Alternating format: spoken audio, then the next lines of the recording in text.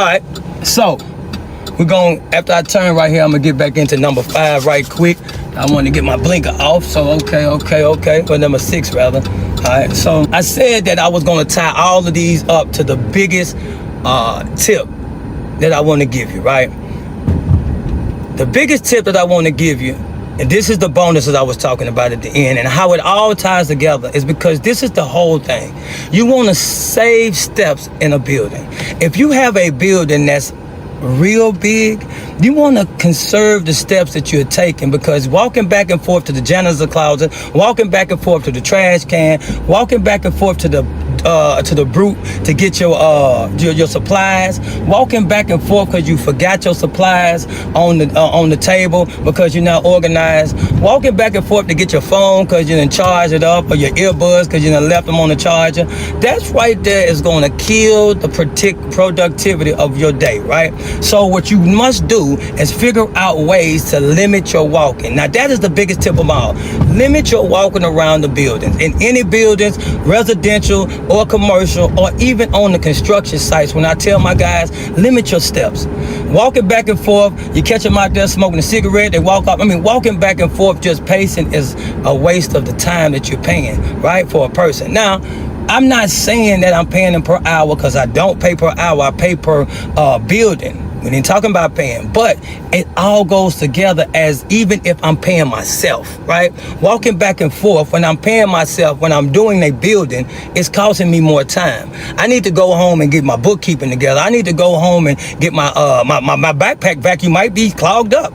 I might need to go home and wash my microfiber rags. So those little tips that I have for you is giving you more time than when you get off of work, dump them rags in the washer and keep on going, man. You know, you might be tired. You dump them in the washer, you get them in the dryer in the morning, and you try to fold them up and keep on going. Sometimes, hey, be honest, you're just throwing them in the bag because you don't have time to fold them.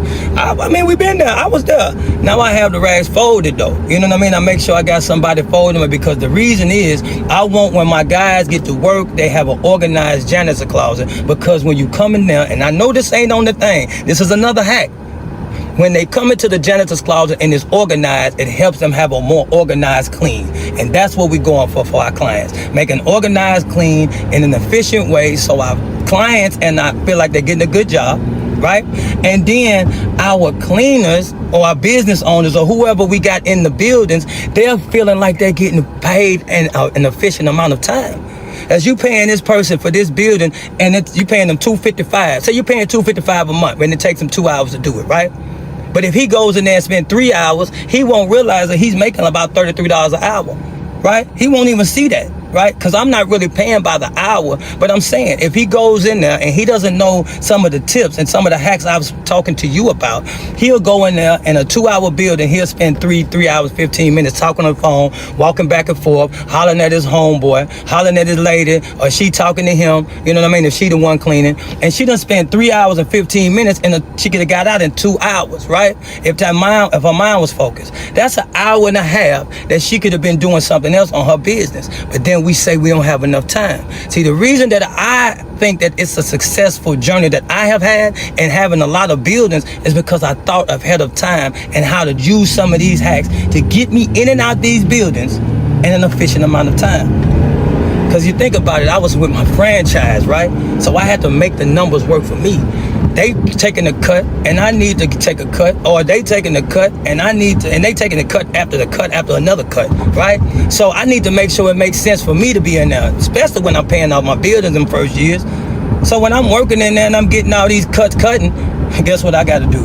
Figure out how to get out in the time, and I made it work for me. That's why when some people say, man, what is they taking from you? No, man, if you got the numbers don't lie. If you know that the person is paying you $250 for a clean that you go once a week, see what you want to make and get yourself out of that building in that amount of time.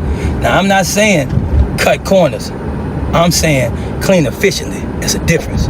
If you like the content that I put up, hit the subscribe button. There's a bell to be notified every time I put a video up. You can share if you think that someone else like to hear it. Or I like to say, throw something positive up in the air. Because I hear they say when prayers go up, blessings come down. And all positive energy, hey, you know what I mean? That's how we get it, right? Or leave a comment below, man. Let me know some of the hacks that you got going on.